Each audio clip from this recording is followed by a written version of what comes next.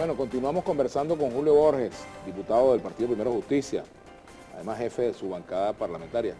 Julio, volviendo a este tema del 20%, uno escuchaba distintos tonos, dentro de lo que pudimos escuchar ayer de los discursos en el acto de la Mesa de la Unidad Democrática, Sí. distintos tonos para referirse a lo mismo, Sí, claro. porque esa es parte pues, de la realidad que tiene la Mesa de la Unidad Democrática. Pero finalmente, para clarificar, ¿ustedes van a aceptar el 20% regional? Tú me vas a agarrar como Socorro Hernández. Tú vas a responder lo que tú quieras responder, y así dice con ella. Y ella respondió lo que quiso responder. Respondió lo que el consciente y el inconsciente le mandó. Yo creo que eso es bien revelador. ¿Qué dice tu consciente y tu inconsciente?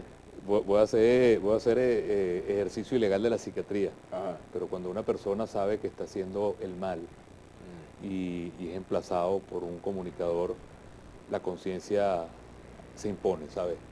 Y me pareció sumamente revelador lo que pasó en esa entrevista que le hiciste a esa rectora del CNE, porque en su fuero interno, ellas y el resto de la rectora y la gente que está en el alto gobierno saben que están haciendo mal, y la conciencia siempre, siempre, siempre se impone para saber lo que es el bien y lo que es el mal. Y no le quedó otra que admitir y saber que está engañando al país, por más que se haya dicho y he dicho después.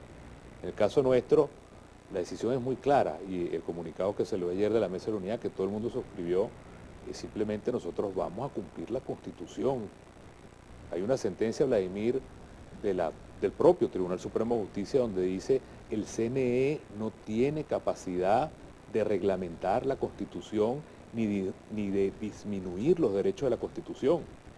Entonces, nosotros tenemos el deber de hacer cumplir la Constitución, y la Constitución habla de que nosotros tenemos que recoger en una circunscripción nacional el 20% de las voluntades. Pero si ocurre la hipótesis que yo le planteaba a la rectora Socorro Hernández, ella dijo, debería haber.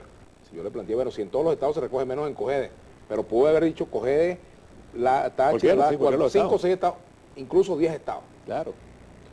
Si eso ocurre, por ejemplo, que recogen 20%, pero no en todos los estados, ¿cómo van a hacer ustedes valer el derecho a que se convoque referéndum? O sea, Como lo dice, en caso tal de que se diga que no va. como lo dice tu editorial del día de hoy, en Venezuela no hay justicia.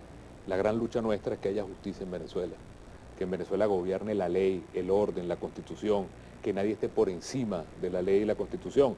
De verdad que para nosotros es muy sencillo. Nosotros vamos en condiciones muy fregadas por el 20% nacional. Si lo recogemos además en todos los estados, bienvenido sea, pero la meta constitucional, que quede claro, es el 20% nacional. Y yo quiero ser muy claro en esto, porque fíjate, esto es un tema, Vladimir, y lo digo con mucha responsabilidad, hasta de orden público. Las rectoras del CNE diseñaron una puerta. Esa puerta tiene 2 metros por 3 metros. Una puerta. Ellas han podido hacer una puerta enorme, una puerta justa, o el ojo de la cerradura, que fue lo que nos pusieron. A mí me parece honestamente criminal, y es una palabra fuerte, pero es la verdad, es criminal, que tú sabiendo, porque las encuestas lo dicen, que 12 millones de personas potencialmente quieren poner la huella, que tú digas, yo voy a hacer la puerta tan chiquita, que no puede entrar sino justo 4 millones de personas, ni uno más ni uno menos. Eso al final lo que habla es que estás convirtiendo al venezolano en una especie de subordinado y de súbdito del poder, y no al revés. El poder debería ser quien esté subordinado al pueblo. Y cuando tú haces una puerta tan pequeña, tú lo que estás es incitando, lamentablemente, a violentar los derechos de los venezolanos. Y mi llamado es precisamente a los rectores del CNE y también a quienes manejan el orden público, que son las Fuerzas Armadas, a que recapaciten. Porque nosotros vamos a tener millones de venezolanos en la calle por la paz, buscando el derecho de poner la huella. Y quien ha construido esa puerta pequeña, donde deberían pasar millones de personas, y la quieren construir tan pequeña para que todo el mundo se quede afuera, lo que están es fabricando a conciencia un problema. Pero se equivocan, porque lo vimos en las validaciones, si piensan que la gente va a estar allí diciendo, bueno, me fregué, no hay nada que hacer. Creo que el episodio de las validaciones es un buen episodio para explicarle a la gente lo siguiente. Cuando hubo que validar el 1%, si tú veías en las matemáticas de lo que estaba planteado, parecía imposible. Es decir, el proceso fue diseñado para tratar de aniquilar en ese momento el referéndum. Pero la determinación de la gente fue tan grande, Vladimir. La gente cruzó ríos. Hubo casos de gobernadores que tumbaron árboles para que no pasaran los carros ni los autobuses y la gente se metió por el monte cruzando ríos, caminando kilómetros.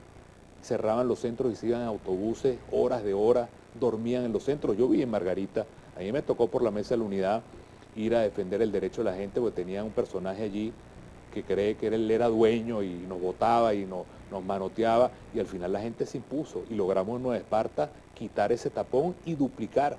Entonces eso mismo ahorita lo va a vivir el pueblo venezolano con más razón, porque el pueblo lo que quiere es la paz del referéndum y del voto. Se equivoca el CNE y que lo vean con cuidado las Fuerzas Armadas, porque lo que toca es más bien abrir un proceso abierto, de paz, de participación, y no tratar de meter a la gente por un embudo. Eso es importante que lo tengamos claro y quien tiene responsabilidad porque va a haber millones de venezolanos expresando su derecho constitucional. Tenemos que hacer una pausa. Nuestra etiqueta para el día de hoy, Borges a la 1, para sus comentarios. Recuerden,